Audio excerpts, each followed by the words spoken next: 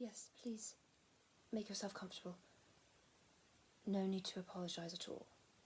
Neither you nor I can control the train timetables, especially when the track's playing up. I hope you don't mind. I was just in the middle of writing this letter when you knocked on my door. I'm going to finish it super quickly, otherwise I'll lose my train of thought, so I apologise for being antisocial, but it'll only take a minute. Just make yourself at home. It's lovely to see you again.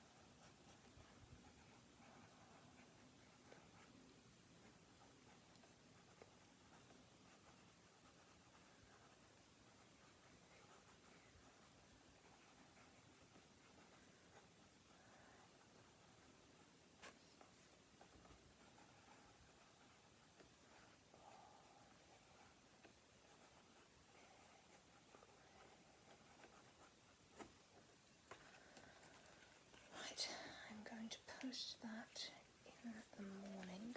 I'm all yours now. Would you like some tea after your long journey? Yes, of course.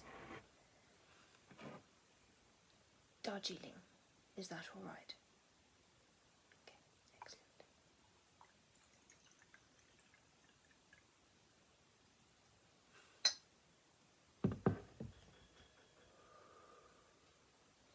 Yes, you might need to blow on that a bit before you raise it to your lip.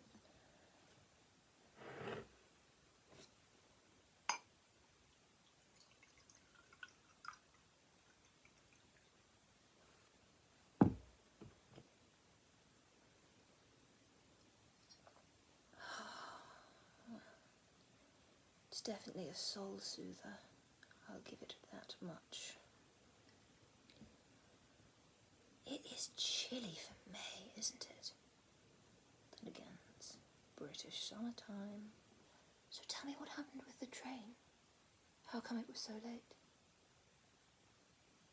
Ah, deer ran on the tracks. Oh goodness, did the train hit it? Poor thing. It delayed you for 3 hours. That's strange. Usually they would peel it off the side of the tracks and then the train would keep going, but depends, doesn't it? Yes, I know you're right, that's not a particularly nice image to have. Anyway, all's well that ends well. You're here, I have the spare room set up for you, so just feel free to drop your things in there whenever you'd like. I have missed you. I can't say it's been eventful around Forston. It never is, but you know all about that.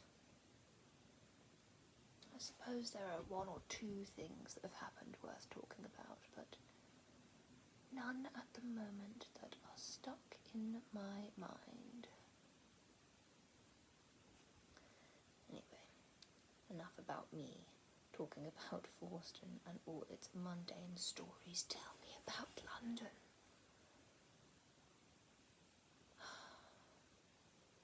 Not the metropolis you dreamed of. Or rather it was, and now with the war it seems almost apocalyptic. I understand. Forgive me for being so foolish. But that being said, it must be interesting at least. I'm never lost for stimulus. I'm not quite sure what I'm talking about. I haven't been there in years. Well, I'm worried about leaving Casper all by himself. I mean, he's a big, strong dog, but he's incredibly needy, as most greyhounds are. One day, I went out to the bakery to just buy 2 loaves of bread. When I came back, he treated me as if I had been on the front line myself and he hadn't seen me in months. Oh, but I suppose that's the way dogs are. So is Toby writing? What's he said?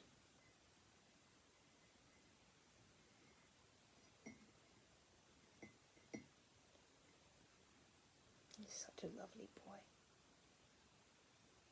I'm glad he's okay. Is he due on leave anytime soon?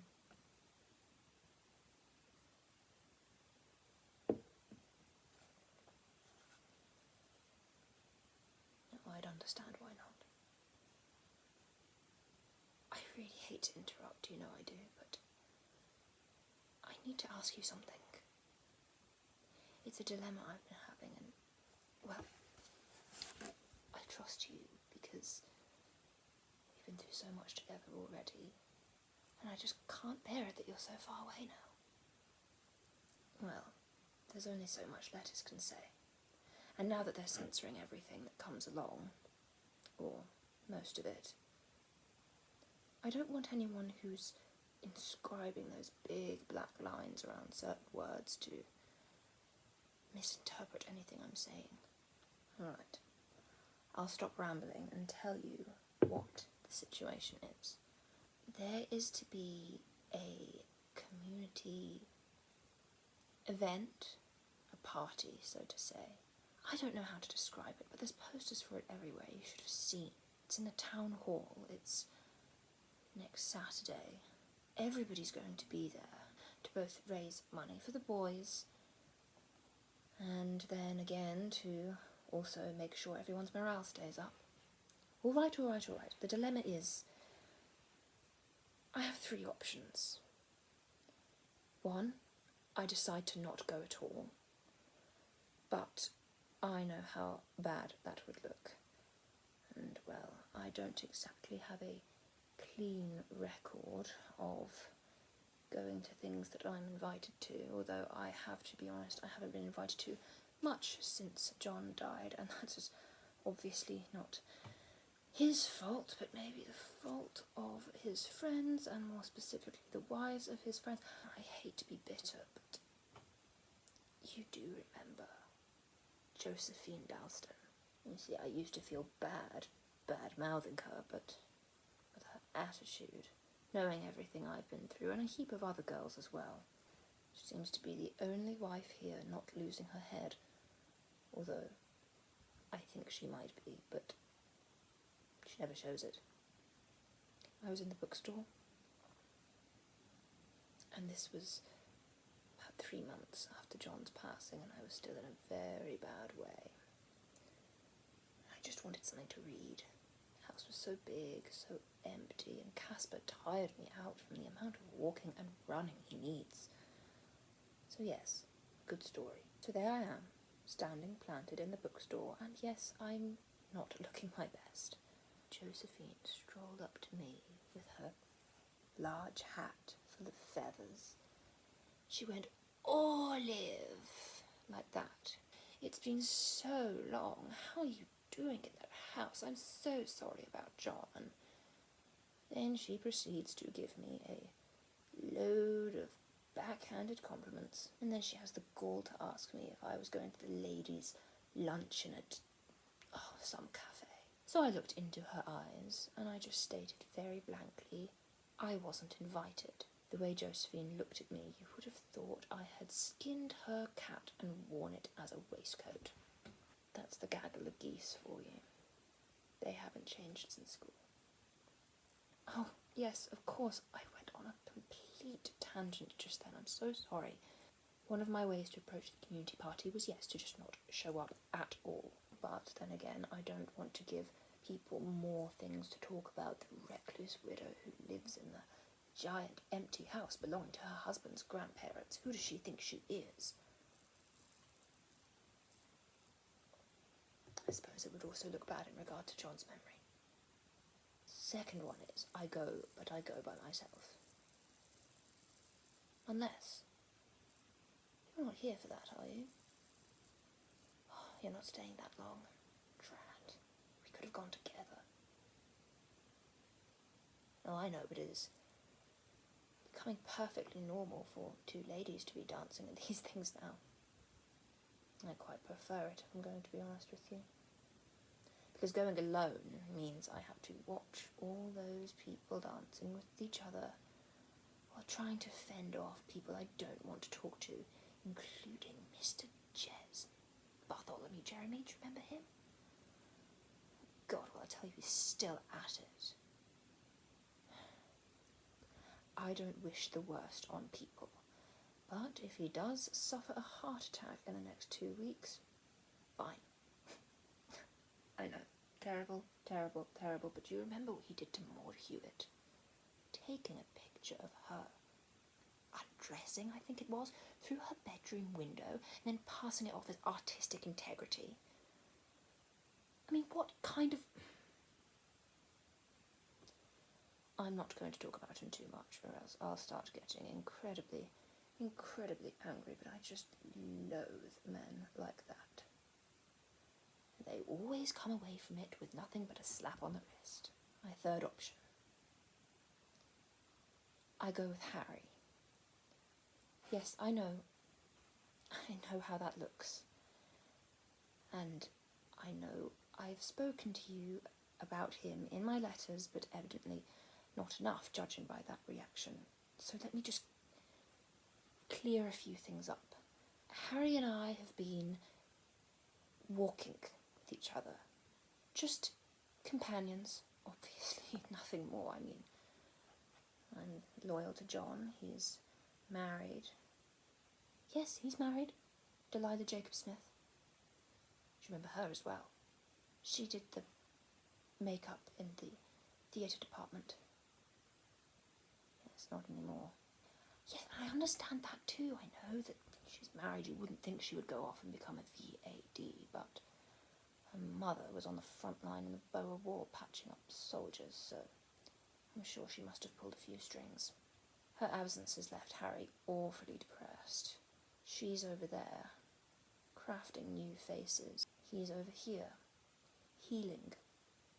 The doctor prescribes that he walks for an hour, maybe 2, every day so that he can strengthen the muscles in the leg that he knackered.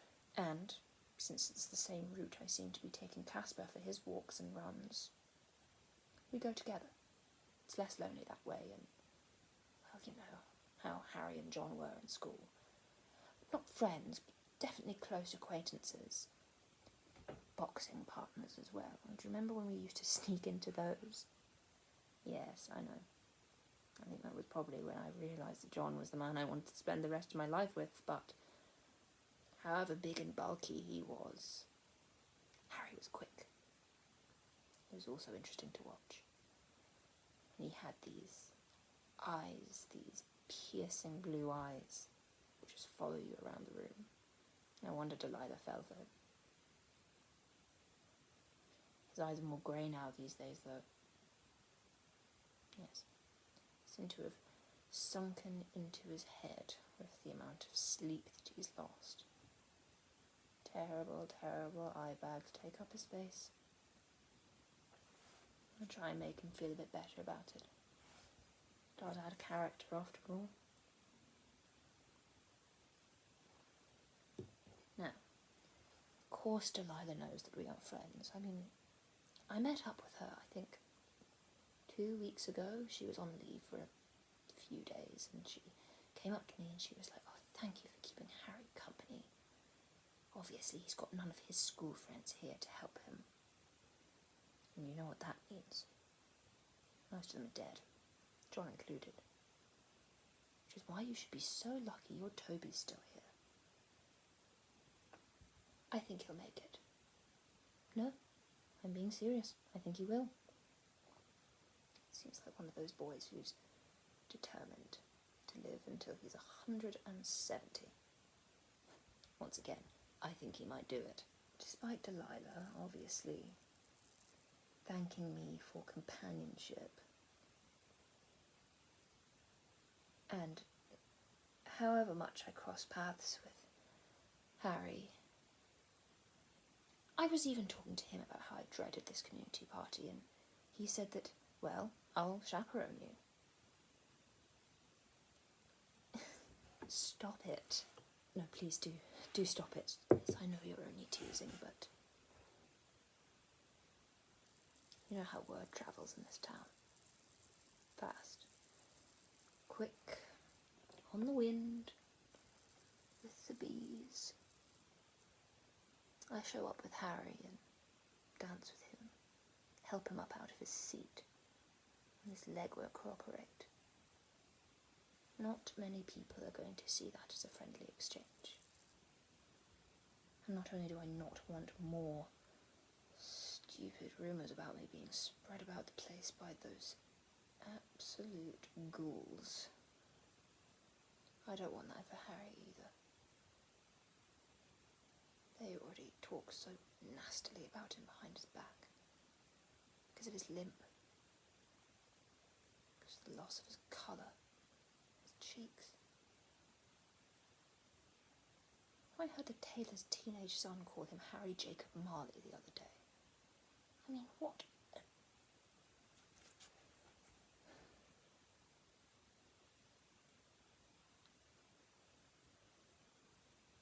I care about him a lot. And I haven't felt myself care about anyone since you left and since John died.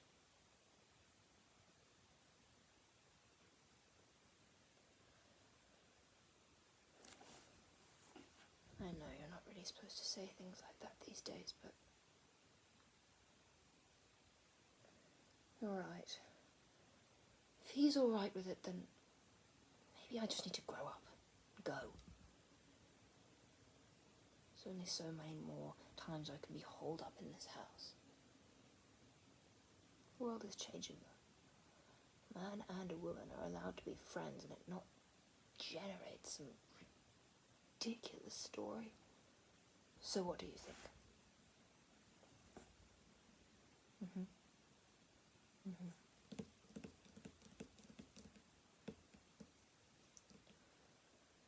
All right.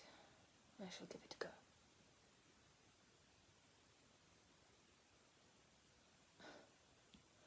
I'm not falling in love.